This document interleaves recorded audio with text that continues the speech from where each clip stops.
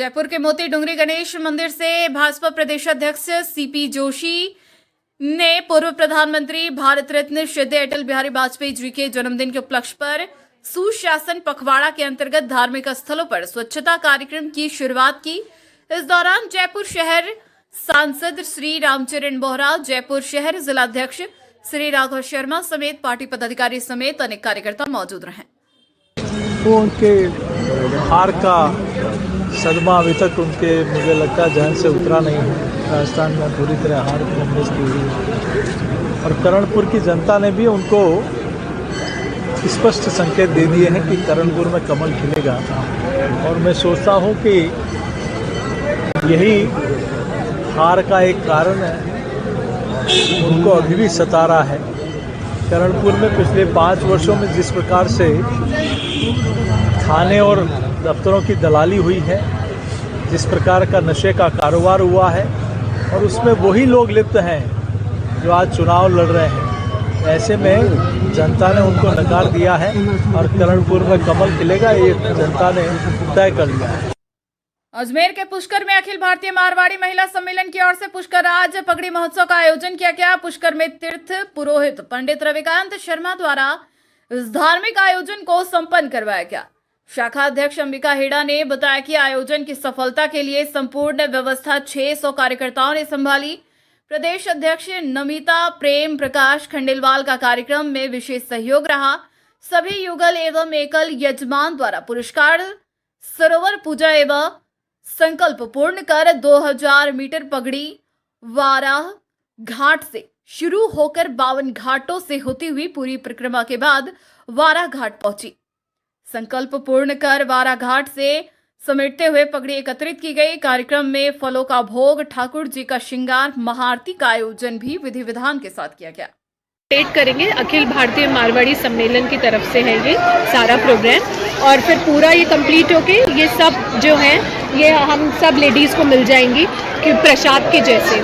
तो यहाँ पे पहले पूजा करवाई, पूरा मतलब पूजा की थाली वगैरह दी जिसमें फूल, दूध, पुष्प, बूरा, जो भी अपन गुड़ जैसे अपन घर में पूजा करते हैं वैसे पूरा वेद मंत्र उच्चार से पूजा कराई महाराज जी ने। फिर उसके बाद सबको ये पगड़ी दी गई बाकायदा पूरा टोकन नंबर से, जैसे इस पे टोकन नंबर लिखा हुआ है, नेम है, हर घाट का नाम है, पूरा बहुत ही सिस्टमैटिक सबको दी गई।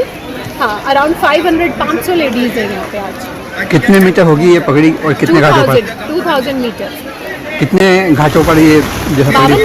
52 घाटों पर। पूरा 52 घाट। किस प्रकार उत्साह देखा जा रहा है अभी? हाँ, बहुत एक्साइटेड है। आप देखिए सबने सेम साड़ीज पहनी हुई है और बहुत एक्साइटेड है। से पकड़ लो, एक अगले जॉइंट पे चलो। आज अखिल भारतीय मारवाड़ी महिला सम्मेलन की ओर से पुष्कर राज महाराज का पगड़ी महोत्सव रखा गया है। हमने पूरी भव्यता के साथ ठाट बाट के साथ आज पुष्कर राज को पगड़ी पहनाई है। आज हमारा सौभाग्य है कि हम पूरी नारी शक्ति ने मिलके साबित कर दिया कि राष्ट्रीय शक्ति, नारी शक्ति, राष्ट्रीय शक्ति।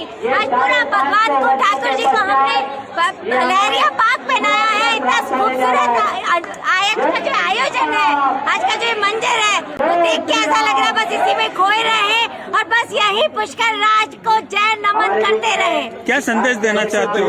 संदेश, हमें 2 महीना हो गया इस कार्यक्रम का आयोजन के लिए, इसकी तैयारियों के लिए। हम 2 महीने से लगातार कार्यक्रम कर रहे हैं, लगातार मीटिंग्स कर रहे हैं। हम यहाँ पे करीब 10 बार 15 बार आ चुके हैं इस आयोजन के लिए। बहुत उत्साह के साथ पूरी टीम ने आज इतना सहयोग दिया है। उद्देश्य क्या है? इसका उद्देश्य है हमारे हिंदू धर्म को आगे बढ़ाना, हमारे पुष्कर राज का नाम, क्योंकि हमारा धार्मिक स्थल है। हम जितना पूजा करें जितनी कम है, हम हमारे धार्मिक स्थलों को एक एक से जोड़े, हम सबको यहाँ लाए, बस हमारा यही उद्देश्य। आपका नाम? अंबिका हेड़ा, अध्यक्ष अखिल भारतीय मारवाड़ी महिला सम्मेलन अजमेर। एक मिनट। प्रधानमंत्री मोदी जी के नेतृत्व में सनातन की लहर चल रही है, पूरी दुनिया में सनातन का डंका बज रहा है। 22 जनवरी को भी अयोध्या में राम मंदिर का हो रहा है कार्यक्रम। क्या कहना चाहेंगे? आप सब कितने उत्साहित हैं वहाँ के लिए भी? हम सब इतने उत्साहित है कि हमारे रामलला वापस आ रहे हैं पूरे ठाट बाट के साथ, जो एकदम अपनी शान के साथ, जो उनकी शान होनी चाहिए थी, वापस वो उसी शान के साथ अपना विराजमान, अपना आसन लेने जा रहे हैं। हमारे लिए बस बहुत बहुत प्रसन्नता का कार्य है। एक एक हिंदू, एक एक धार्मिक, हर आदमी से बोलना चाहूंगी, हर घर में दिवाली हो, दीपक हो, जगमगाहट हो, पूरा हिंदुस्तान बस राम में हो जाए। बांसवाड़ा जिले के समस्त राजीव गांधी युवा मित्रों ने मुख्यमंत्री के नाम जिला कलेक्टर एवं संभागीय आयुक्त बांसवाड़ा को ज्ञापन सौंपा।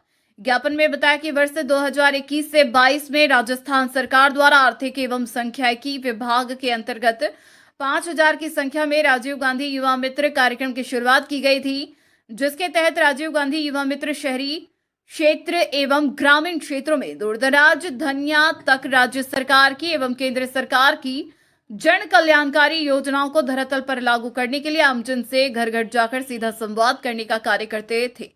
5000 युवाओं के परिवार के साथ न्याय किया जाए एवं युवा मित्र इंटर्नशिप कार्यक्रम को निरंतर जारी रखा जाए। राजीव गांधी युवा मित्रों ने ज्ञापन के माध्यम से सरकार को विश्वास दिलाया कि सरकार के साथ मिलकर युवा मित्र हमेशा ईमानदारी एवं निष्ठा के साथ कार्य करेंगे और प्रदेश को नई ऊंचाइयां देने का प्रयास करेंगे।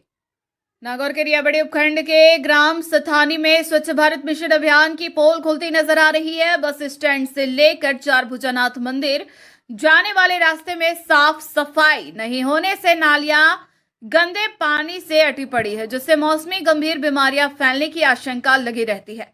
अवरुद्ध हुई नालियों का गंदा पानी सड़क पर बह रहा है, जिससे राहगीरों और वाहन चालकों को भारी दिक्कतों का सामना करना पड़ रहा है, लेकिन स्थानीय प्रशासन की ओर से कोई ध्यान नहीं दिया जा रहा है। जैसलमेर के पोखरण थाने में जमीन बेचने के नाम पर 61,50,000 की धोखाधड़ी का मामला सामने आया है। दिल्ली निवासी राजकुमार ने पोखरण थाने में मामला दर्ज करवाते हुए बताया कि उसे रामदेवरा के पास मावा गांव में जमीन दिलाने का कुछ स्थानीय युवकों ने झांसा दिया और रुपए लेने के बाद रजिस्ट्री करवाने से मुकर गए। पीड़ित ने 3 जनों जो कि जीवनलाल, पूर्ण व राजकुमार हैं के खिलाफ रिपोर्ट दर्ज करवाई है। पुलिस ने पीड़ित के बयान के आधार पर रिपोर्ट दर्ज मामले की जांच शुरू कर दी है। सीकर के दादिया थाना इलाके में कुछ बदमाशों ने युवक की गाड़ी को टक्कर मार दी। इसके बाद बदमाशों ने युवक के घर में जानलेवा हमला किया। पीड़ित ने मामले की शिकायत अपने निकटवर्ती दादिया थाने में दर्ज करवाई। पीड़ित के बयान के आधार पर पुलिस ने रिपोर्ट दर्ज कर बदमाशों की तलाश शुरू कर दी। Alwar anti gangster task force ने बड़ी कार्रवाई करते हुए सदर थाना इलाके में 2 हथियार तस्करों को पकड़ अवैध हथियारों का जखीरा बरामद किया है। पुलिस ने बताया कि गैंगस्टर, हार्डकोर क्रिमिनल्स, इनामी व वांछित अपराधियों की निगरानी के दौरान टीम के हेड कांस्टेबल हेमंत शर्मा को सूचना प्राप्त हुई कि अलवर जिले में हथियार तस्कर बाहर से हथियार लाकर स्थानीय क्रिमिनल्स को उपलब्ध करवा रहे हैं। इस सूचना पर आईजी क्राइम प्रफुल्ल कुमार के पर्यवेक्षण एवं एडिशनल एसपी आशाराम चौधरी के सुपरविजन तथा इंस्पेक्टर राम सिंह नाथावत के नेतृत्व में एक टीम अलवर रवाना की गई।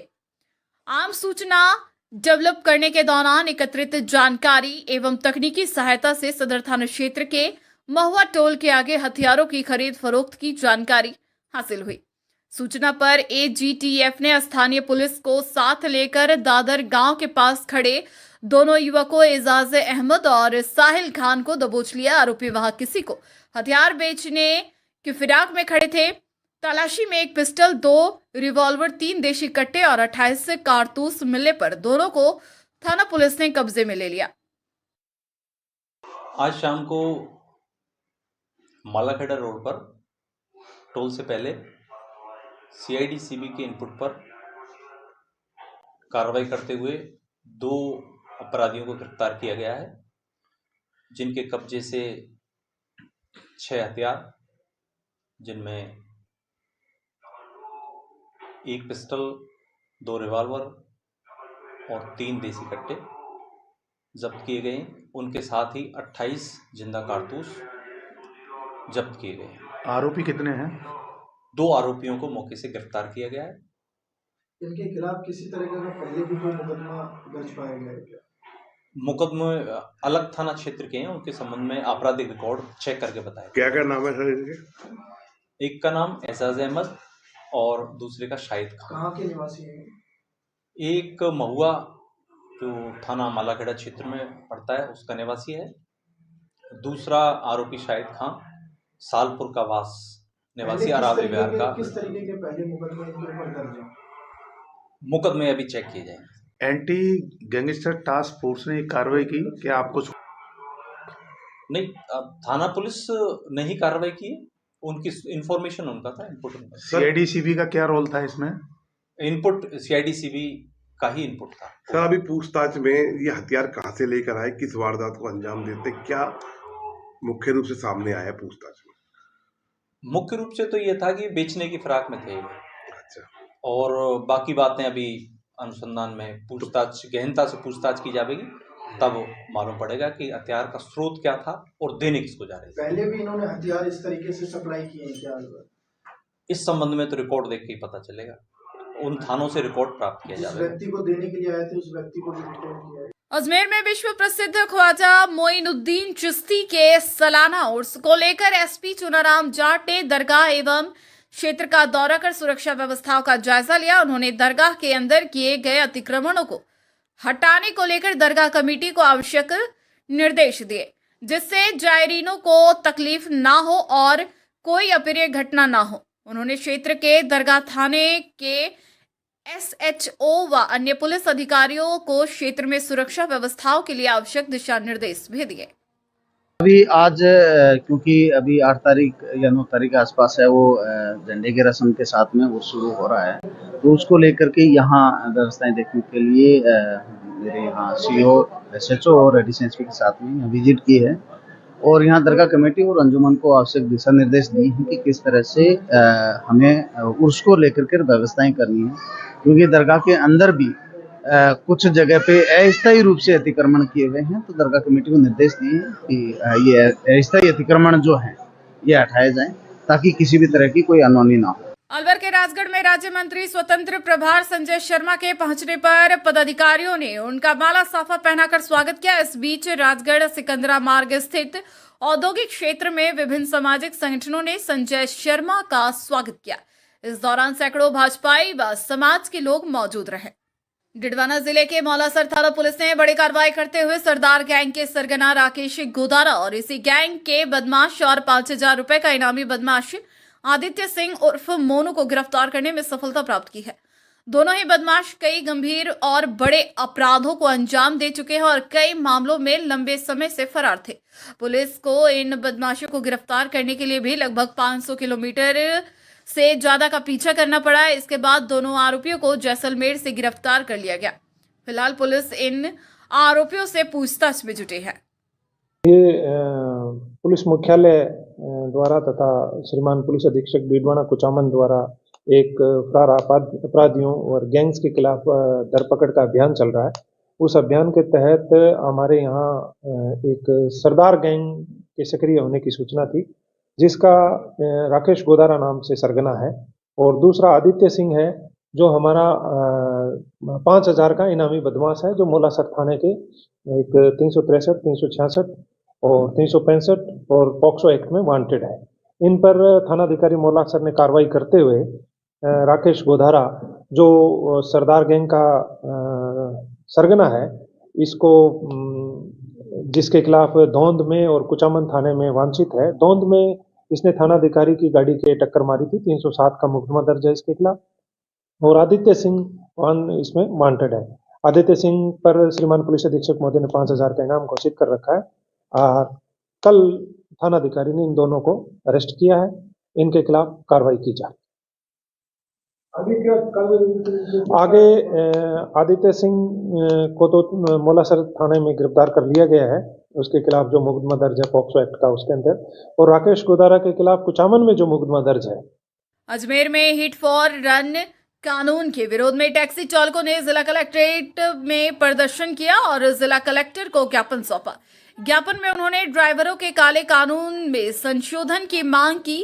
इस दौरान बस यूनियन अध्यक्ष इनायत अली ने कहा कि अगर भविष्य में इस तरह का कानून सरकार द्वारा लागू किया जाता तो इससे काफी परेशानी का सामना ड्राइवरों को करना पड़ सकता है, इसलिए इस कानून को पास नहीं किया जाना चाहिए और अगर फिर भी सरकार इस कानून को पास करती है तो यूनियन द्वारा इसका सख्त विरोध किया जाएगा।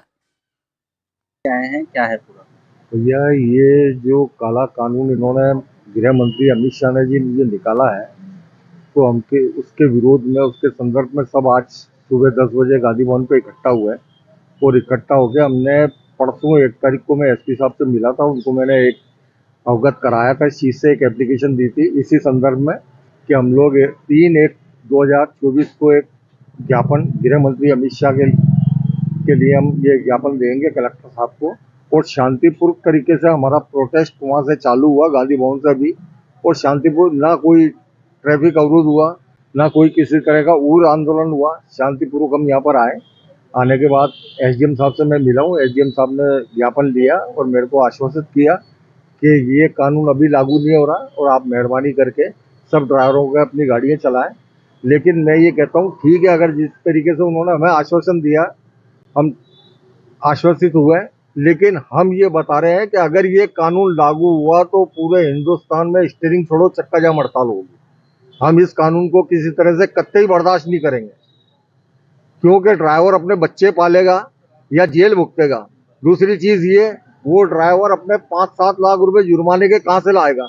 आज एक्सीडेंट होगा, ठीक आप कह रहे हो, ये मेरे को भी मालूम है कि 1 अप्रैल 2024 से ये कानून लागू होएगा किसी भी हालत में, और आज एक्सीडेंट होता है तो 60 दिन में उसका चालान पेश होता है, ठीक है ना। 2 महीने कोर्ट उसको तारीखों में निकाल देगी। जब 1/4 आ जाएगा तो उस पर धाराएं लागू हो जाएंगी। तो हम ये नहीं चाहते हैं कि ये कानून ड्राइवरों के ऊपर थोपा जाए। किसी तरह से ये कानून कोई ड्राइवर बर्दाश्त नहीं करेगा, और अगर ये कानून लागू होगा तो हिंदुस्तान में कोई भी ड्राइवर, सरकार इस कानून को यदि संशोधित करके लागू करती है तो क्या रहेगा? आप एक्सेप्ट करेंगे उसे? क्या संशोधित करेगा इसमें? क्या करेगी सरकार? कुछ भी यदि करे तो नहीं, क्या करेगी? उस पर विचार किया जाएगा। उस पर हम विचार करेंगे, और दूसरी चीज, अगर विचार करने लायक होगा, संशोधित करेंगे तो उस पर विचार करेंगे ना हम लोग।